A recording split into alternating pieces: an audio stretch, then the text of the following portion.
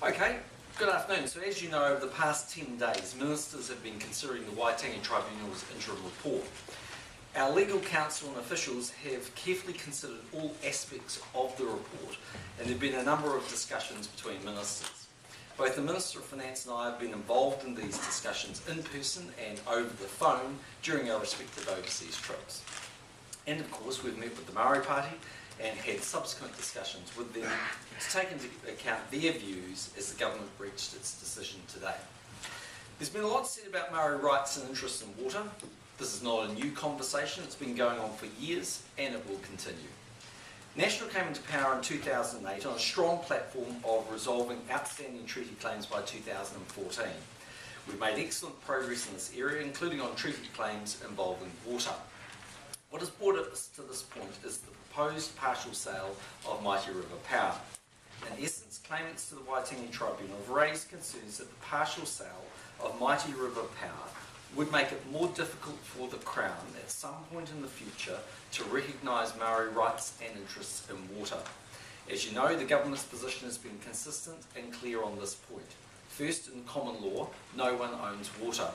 Second, Maori do have rights and interests in water, and these are being addressed and will continue to be addressed through the treaty settlement process when dealing with historical claims iwi by iwi and in the government's freshwater process and through dialogue with iwi leaders. Third, the partial sale of Mighty River Power does not impact on the Crown's ability to recognise Maori rights and interests in water. The Waitangi Tribunal interim report spoke of Maori rights in water. This isn't new, it's done so before. The claimants argued that the share offers should be stopped until the government had put in place appropriate recognition of the underlying rights. The tribunal dismissed almost all of the claimants' arguments for why this is necessary. The tribunal also accepted that the share offer would not prevent the Crown from recognising Maori rights and interests and providing appropriate forms of redress for any past breaches of the treaty. The government welcomes that assessment by the tribunal. The tribunal did, however, raise the concept in its report of what it described as shares plus. Essentially, it refers to the idea that certain Maori interests could be given particular rights and powers in relation to the company above and beyond the rights of other shareholders. The concept itself was not clearly defined by the tribunal. Since the tribunal provided us with its interim report, much of the legal and official advice we have received has been around this concept. We've taken advice on the shares plus concept from Crown Law and from David Goddard QC to make sure we fully understand the concept. We've also sought the advice on the legal issues relevant to the process to be followed by ministers when considering how to take the share offer forward to make sure we fully understood and complied with our legal responsibilities. Because we are committed to making sure we get this right, we also had that advice reviewed by a second QC. Ministers are confident that the approach they are adopting is based on a good understanding of the shares plus concept and their responsibilities when making a decision of this kind. After very careful consideration and discussion, the government's current view is that the shares plus idea should not be progressed. There are 5 main reasons for this view. Firstly, that is when we do not believe it is in the national interest for any group that Mighty River Power's potential 49% minority shareholder to be given such rights. Second, almost every form of redress to Maori that could be covered by Share Plus can be achieved other ways. Thirdly, the remaining elements of Share Plus in relation to decision rights over management or strategic decisions would not be able to be workable in practice. To take one example, if some Maori shareholders had the ability to make decisions on strategic issues under well-established law, those shareholders must act in the interests of the whole company and not simply as a representative of Maori. Fourth, if the share plus concept existed, it was likely to make the companies less attractive to investors, which could be reflected in a lower share price and therefore to the detriment of taxpayers. And finally, following consultation with iwi earlier this year, a careful and deliberate decision was made to ensure that the Crown's obligations under the treaty continue to rest with the Crown and not with the companies. For these reasons, the government does not believe Shares Plus is necessary or desirable. Further, we do not believe that to continue with our share offer without Share Plus would be a treaty breach. The government has, however, decided that the right thing to do at this point is to undertake a short period of consultation with iwi on Share Plus to discuss its views and listen to iwi on the matter. Over the coming 5 weeks, ministers will be talking with those iwi with a direct interest in the water and geothermal resources used by Mighty River Power. During this time, ministers will also carefully consider what they are hearing. This will give iwi and the Crown the opportunity to talk through the issues and answer questions iwi may have on the Share Plus concept and to hear the views of Maori about the issue. A final decision about Shares Plus will be made following these discussions.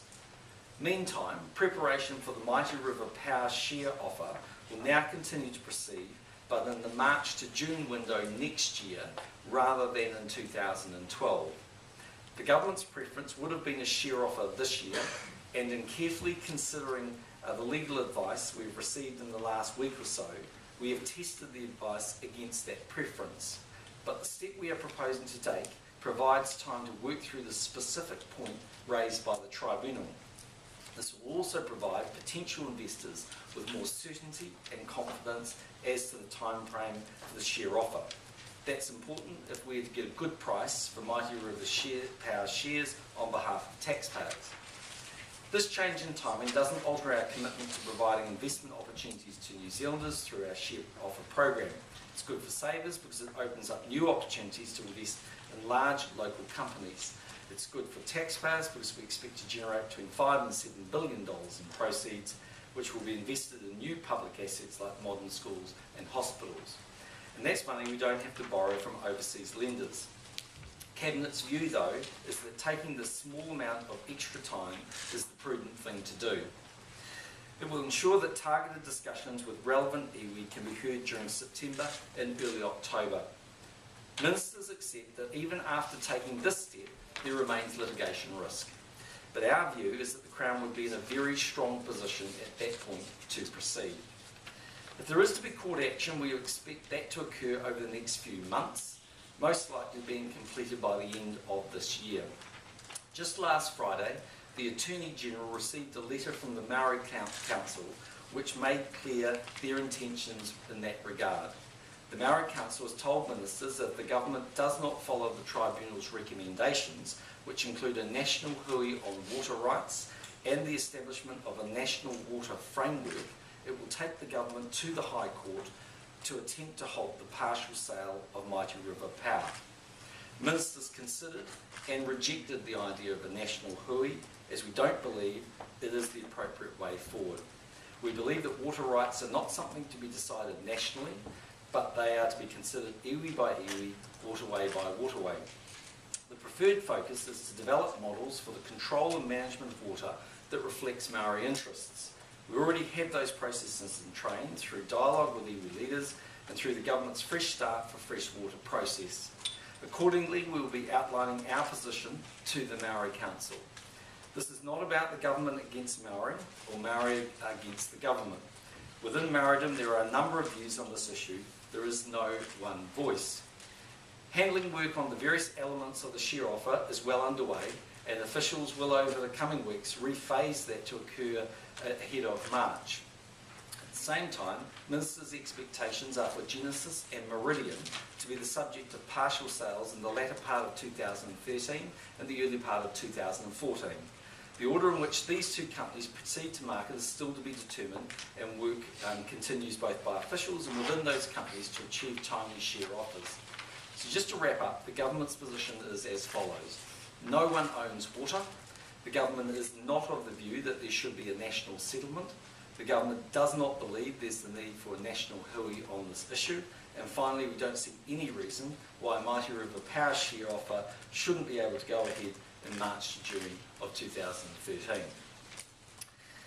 Just on another topic, earlier today, Foreign Affairs Minister Murray McCulley and Defence Minister Jonathan Coleman confirmed that Cabinet has agreed that the National Provincial Reconstruction Team, the PRT, will be withdrawn from Bamyan Province in Afghanistan by the end of April 2013.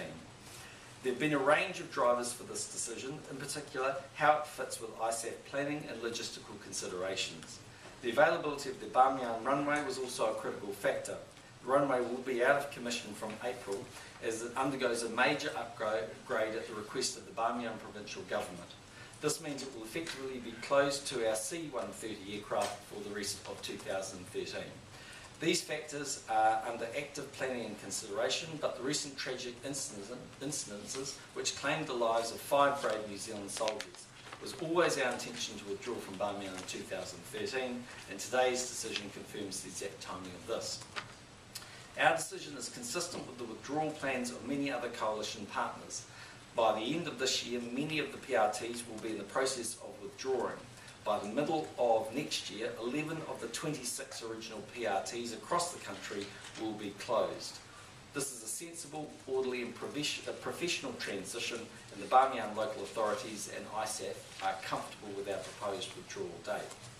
Finally, just in terms of my ministerial activity, this week is of course a recess week. I'll be in Hamilton this evening, and Hamilton and Christchurch tomorrow, and Wellington on Wednesday morning, in Auckland on Wednesday afternoon. On Thursday I depart for APEC in Vladivostok. The APEC Pacific is, the Asia Pacific is regarded as the engine room for future global growth, and APEC country growth rates are already ahead of their world average. APEC is an important opportunity for leaders to reaffirm their commitment to strengthen regional growth. Foreign Minister Murray McCully and Trade Minister Tim Grosser will also attend APEC. At the conclusion of APEC, I will travel to Japan to mark the 60th anniversary of diplomatic relations between the two countries and visit the tsunami-affected region of Japan. I intend to return to New Zealand on the 12th of September. Why are you calling it a consultation when, from everything you've said, you're clearly going to tell iwi that you don't support the idea of Shares Plus model? Well, we have a very strong view that Shares Plus should be rejected, and that all of the elements of Shares Plus, if a government was of a mind to want to recognise those, they can be recognised through other forms. But for the matter of prudence and clarity, we've taken the view that we will go through this consultation process with this narrower group of affected iwi. We will listen to them, and if they raise anything that we haven't thought of, then of course we'll answer that and come up with recommendations if they do that. But we've thought through the issue very carefully, but for the order of certainty and clarity, we are going to undertake that process. What's the likelihood of getting legal action? Sorry? What's the likelihood of legal action? Do you think if you can get some kind of deal with period after 5 weeks, what do you think are the chances of Maori Council going to court? We've seen the Maori Council quite clearly laid out to us that they are likely to take the government to court. They've written to us indicating that if we don't have a national hui and if we don't have a national settlement, that they'll take legal action. It's not the government's view that there should be either a national hui or a national settlement. So that is, of course, quite possible. But our view is that if we were to go to court, we're in a very strong legal position. Will you do that consultation with the affected iwi individually, or would you talk to them collectively? I'm not sure the exact process that will take place there. It's possible we'll do it individually, but we'll certainly do it over the next 5-week period. I would also add we're going to do that consultation for affected iwi when it comes to Genesis and for Meridian as well. So obviously no target. Would you be open to something between Shares Plus and a co-governance sort of thing that works on the Waikato at present? Well, our view is that issues of Maori rights and interests in water are a matter for the government and for Maori as the treaty partners, not between the company and Maori. And Shares Plus effectively puts it in the domain of the company and Maori. So no, that's not our view that that's the appropriate way to go. The right way to go is for us to continue the work we've been doing over the last 4 years. I'll reword it then. Would you be open to some sort of negotiated settlement beyond the co-governance sort of arrangement that the government has already had? Well, we're not open to a national settlement.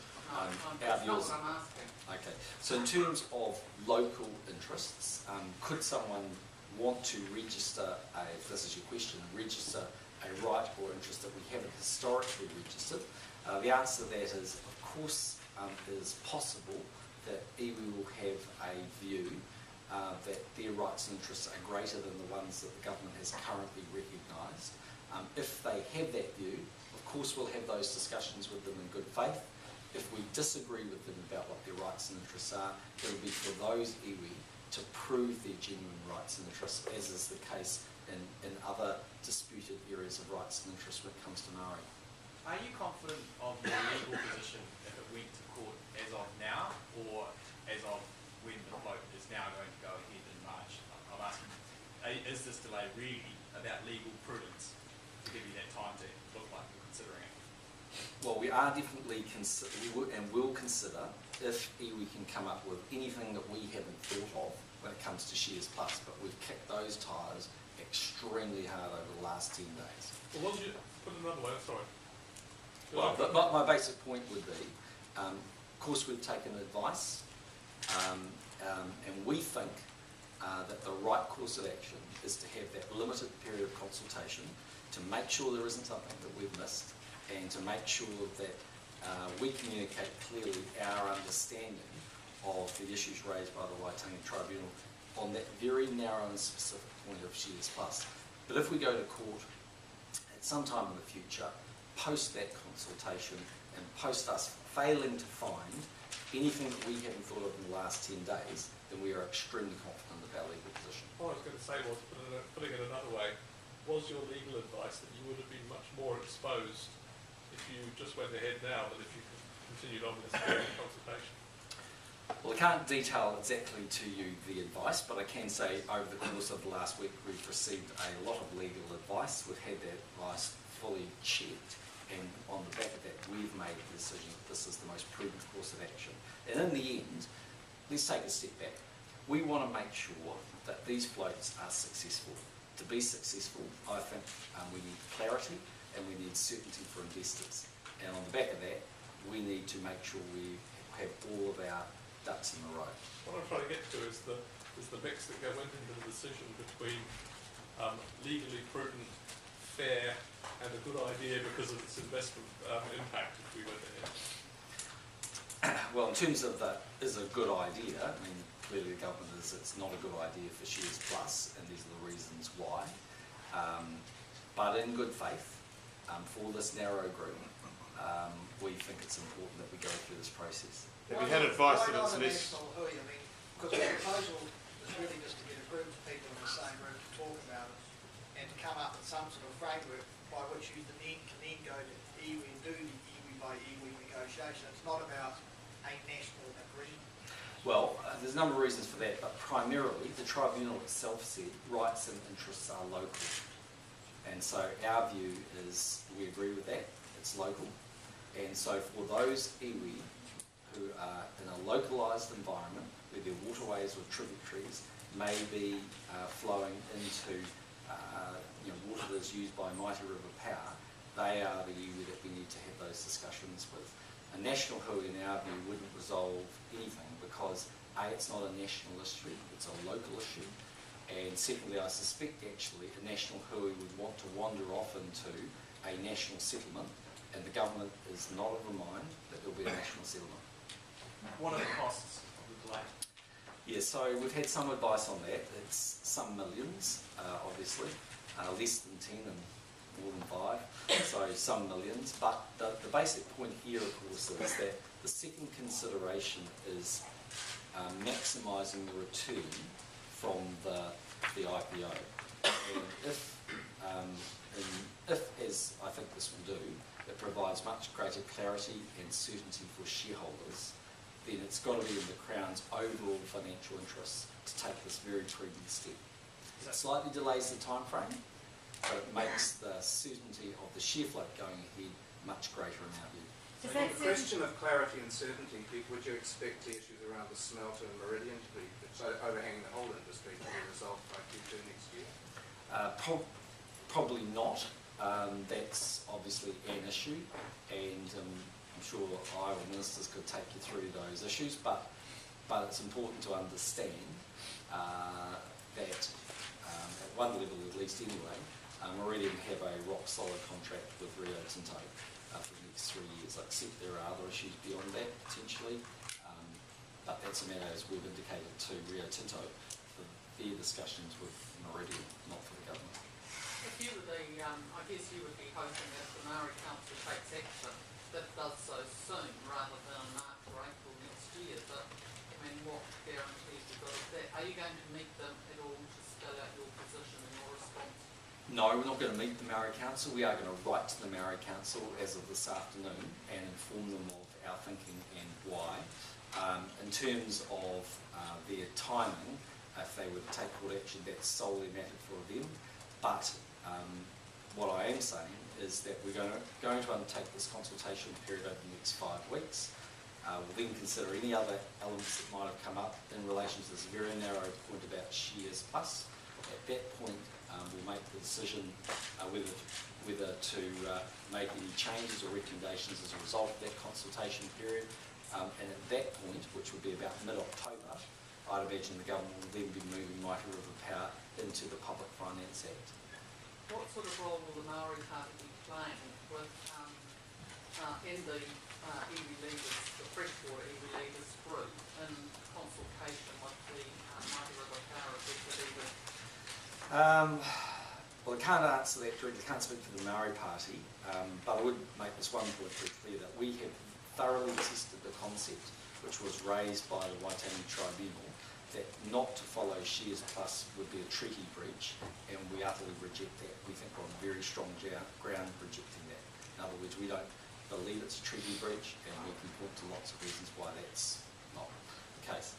The second thing is that in terms of what their views might be, or what they might do with other iwi leaders, well, it's a matter for them. There will also, of course, be ongoing dialogue with iwi leaders generally, because they're involved in the law process. In order to get the floats, away in that March-June period, does the government have a view on the latest possible time for court action to have started? Well, that's a matter for anyone that could take that action against us.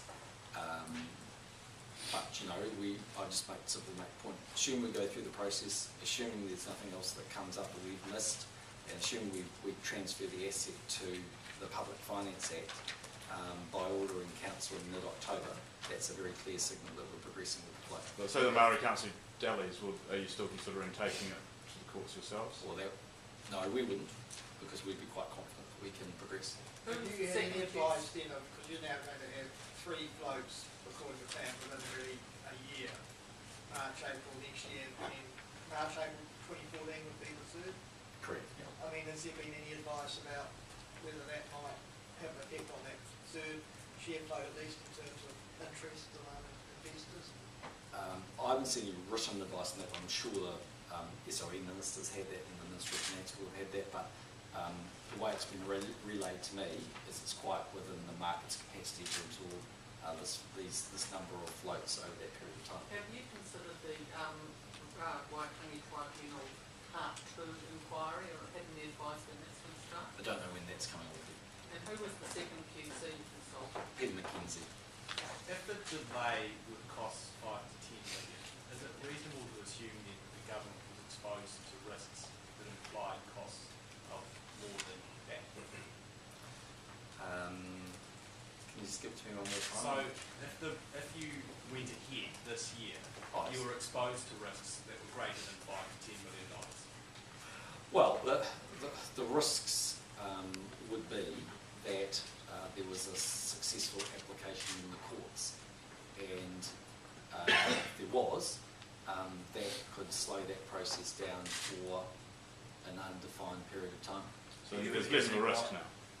Well, it's fair to assume that we've taken our legal advice, and we are, I think, genuinely being cautious, but we're taking the most prudent step that we should take. And in the end, I have a responsibility as Prime Minister, I believe, to make sure that those floats are put on the firmest foundation that we can, and that they are as successful as they can be. And that requires me, I think, to give the market as much clarity as possible. And essentially, by dealing with these issues in 2012 and having a slight delay till 2013, we'll be providing the market with that clarity. So is your advice that you think that the court is less likely to impose an injunction because of this consultation period? Well, you can assume that having taken the advice, we've made the decisions that we think are in the best interests to represent the Crown's position. Have you informed the Maori Party? My office has spoken to, I've had a couple of attempts to speak to Peter, but there was a miscommunication about when he was actually leaving on his plane, and so his phone's been off for the last half an hour prior to coming to the press conference, but my office has spoken to him. They've spoken to him. Resource rentals be on the agenda? Sorry, what was that? In these consultations, will geothermal resource rentals be on the agenda?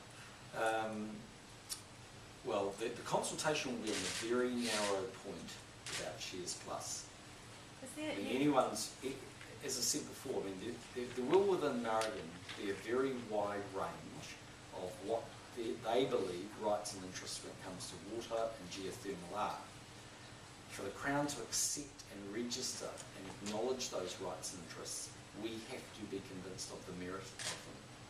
The rights and interests that we've recognised so far are the ones that the government believes there is merit. Is this early withdrawal from Afghanistan, does it have anything to do with the soldiers' deaths last month? No, I think as I sort of said in my remarks, we've been considering for some time. The options really were either April or September, but because of the runway being upgraded, we don't have the capacity to fly out after April, and we need that because it's too dangerous to take our people on the road down to Kabul. The original mandate was until September 2014. Why are you coming out a year and a half earlier? Under the agreement by ISAF, they encouraged us to come out in 2013, and I think as I said in my remarks, it's something like 11 of the 26 PRTs will be out in 2013. So generally the partners have sat around. ISAF's view has been it's not sensible for everyone to try and go through the keyhole in one day in 2014. Let's have a staged approach. New Zealand's arguably one of the safest and most likely places where transition will be successful, so they've encouraged us to go earlier. And how at risk are our soldiers to this slight number of insider attacks? Yes, I've seen a little bit of advice on that. You can never rule out that risk that there's a internal insurgent green on blue attack with our people, but we are much less likely to be prone to that than others. It's happened within the police areas. We train Hazaria police, and they are not keen on the Taliban, so we think it's much less likely. So are you confident that the administration will be on top of the Taliban in Bamiyan by the end of April next year? Well, that's historically certainly been the case. I mean, that there hasn't been a place of insurgent attacks. All of the attacks and deaths that we've suffered have been in the northeast part of the province. We've been working aggressively in training the NDS and others over time, and we think they've got good capability. Of course, New Zealand adds a level of security which is arguably superior to their capability, but that's just the nature of such a well-trained military for such a long period of time. But yes, I'm confident that Bamiyan will carry on and be a stable place. When you say that the security will be handed over in October, does that mean that the troops will be out of the dangerous area by then? Are you going to withdraw from the northeast? There'll be a staged approach of when we come out of Bamiyan. Logically, those northeast bases will be dismantled earlier than Kiwi Base in Bamiyan Township, but exactly the timing of that is something I'm not in a position to go into. And another question about the aid programme. I think the last big project that Mr McCully announced was the solar powered one, which was due to be installed by the end of 2013. Yeah. Is that going to go ahead without our troops there?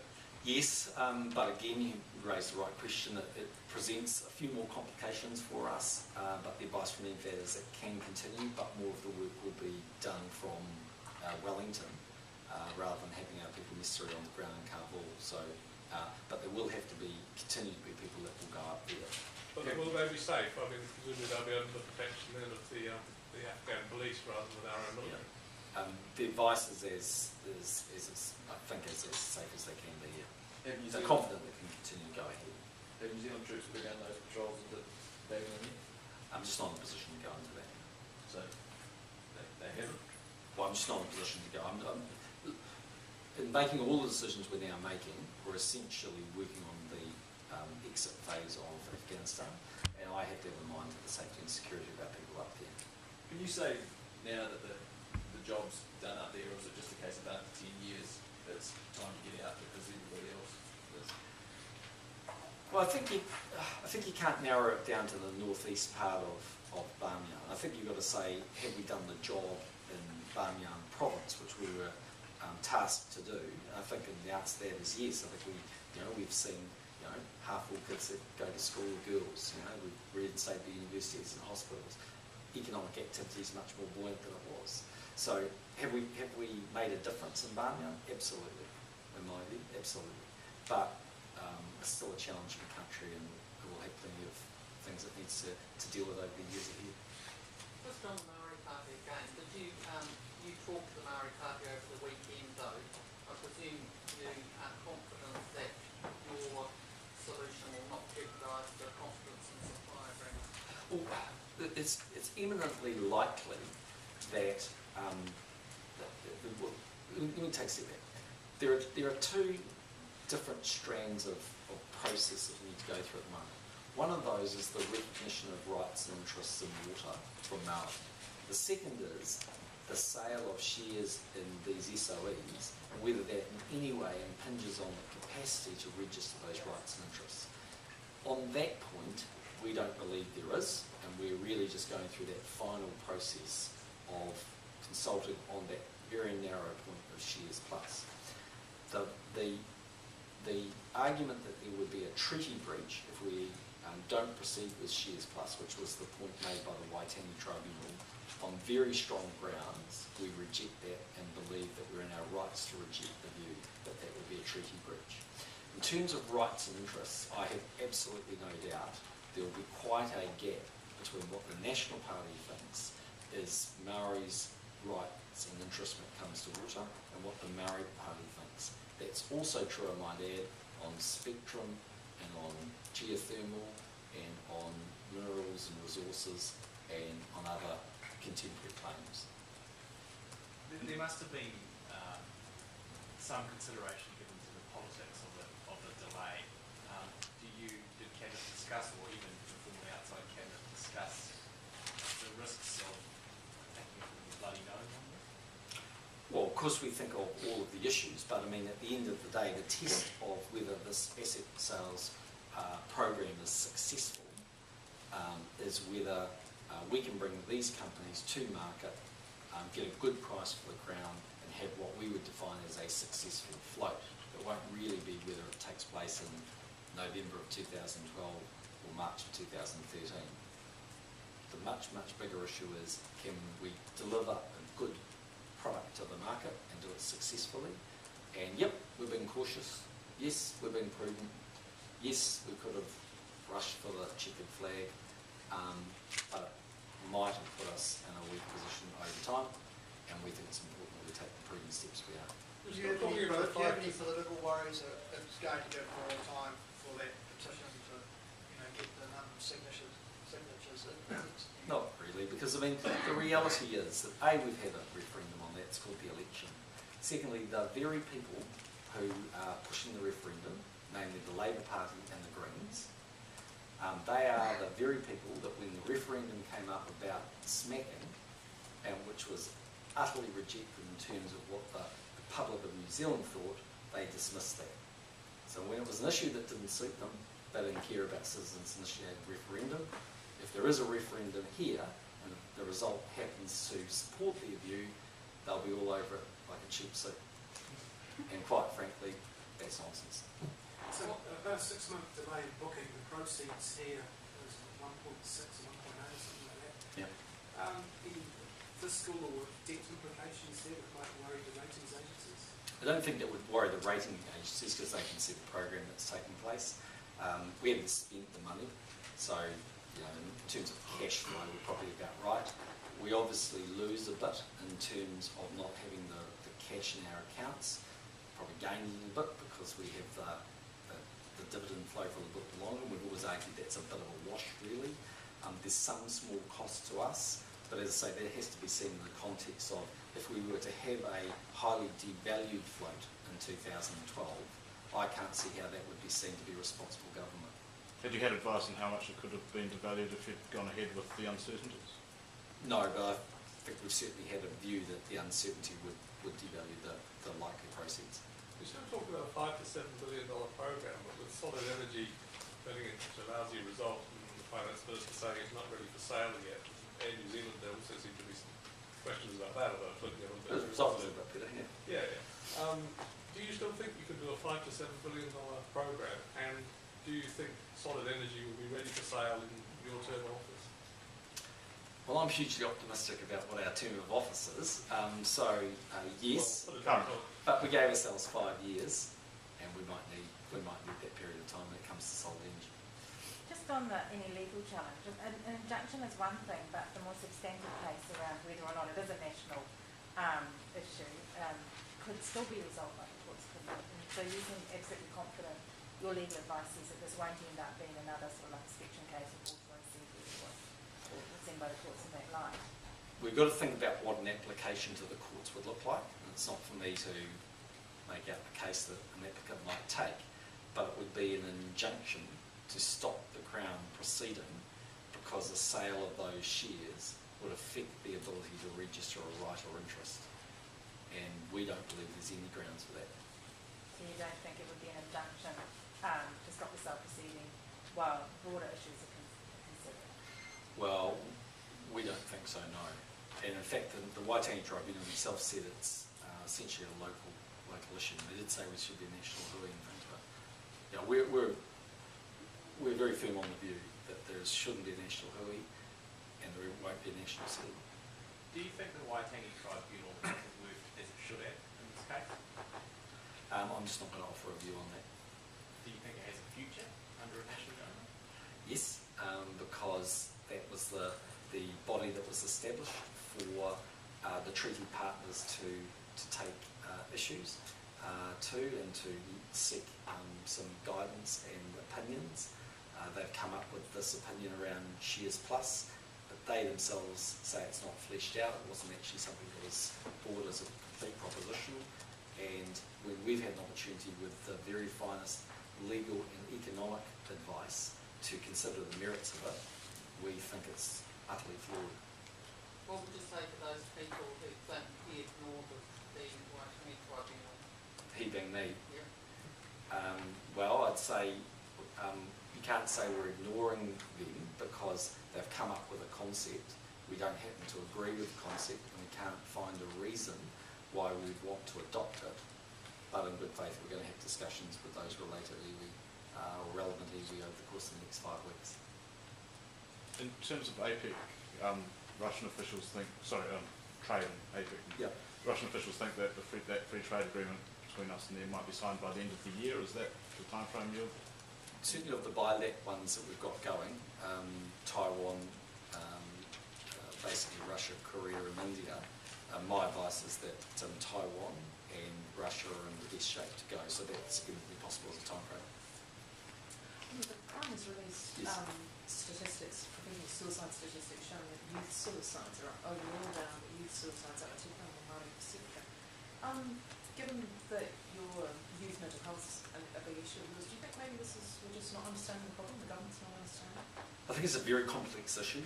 I don't think we have all the answers, and I think the work that Department of Prime Minister and Cabinet did as it reviewed this youth mental health project identified within the system what we think are quite a number of gaps. We have openly said that we're not sure in terms of spending the $62 million that we will, that will plug all of the gaps, but we are going to try and see whether we can make some progress. I think some of the things we're going to do around online efforts to reach young people in need of help is the sort of step that's quite important, along with more nurses and social workers in schools, those kinds of things. And I think what we need to say is that when a young person takes their life, as a country we mourn that, because I think as adults we know that there's always a solution to problems. And unfortunately, I think that young person finds himself in a situation where they don't believe there's a solution to a problem. And we've got to try better to help and reach those youngsters. I mean, we know that about 1 in 5 young New Zealanders at some point experience mental health issues, from very mild anxiety right through to ultimately suicide, and we need to do better. I worry a lot about the fact that it disproportionately is something we're seeing prevalent in Maori boys in particular, and Pacific young people. So we can see where the issues are most prevalent, and we need to do better. But it's been a long-standing problem. Okay, given the fact that there are a lot of, the rates among non-working youth are very high, tell me, how much of this is to blame on the financial climate? I don't think that's always relevant. I mean, you've had some quite young people in clusters who have committed suicide in recent times, and they're not really in the jobs market. I mean, there are generally a number of factors that, and each one's different, but there are a number of factors of why we think that person is committing suicide. I also think that New Zealand, for better or for worse, does its very best to professionally report this data. I think there is under-reporting in some countries. I think, very Catholic countries, don't want to always say that their youth suicide rates are as high as they might be. That's the advice I've had. I can't prove that, but that's what people have said to me. So, look, at the end of the day, we're going to sit down and work with everyone to see if we can make an improvement, but they're pretty damning statistics. Just going back to the water case, the Māori Council has put out a statement saying that your decision today that you've vindicated their position is that they plan to take a responsible approach to dialogue, which suggests that they're not looking at launching into court action straight away. I mean, do you welcome that? Look, they're free to do whatever they want to do, and we're going to do what we think is right, and that is embark on a consultation with relevant people. They also say it's quite a victory for the Māori Party in influencing this result. So. Well, we work very constructively with the Maori Party. I think we always have, but there are areas where we agree to disagree. In the end, this might be an area where there's quite a gap in what their belief of genuine rights and interests are and what we think. I think from the government's point of view, hopefully, as I said, we can have clarity and certainty over the course of the next few months, progress with a successful sale in the early part of 2013. Who will conduct that consultation for the Crown? Ministers or officials? I think that will be a combination. Would imagine it would probably include the SOE Minister or the Minister of Finance, and probably Chris Finlayson as Treaty Minister. Can you just say who the relevant iwi are? There's 8 of them when it comes to Mighty River Power. In terms of Meridian, it's obviously Ngātahu, and Genesis, there's also a handful.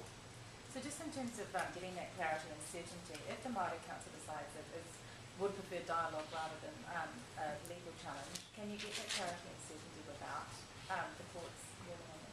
Well, the reality is, if we go through this process, we hear out all the relevant iwi, if no one's in a position to raise anything that the government hasn't thought of before and can't answer fully, by the middle of October, we'll look to transfer Mighty River Power into the Public Finance Act. That will be a clear act through Order in Council that we are moving towards the float.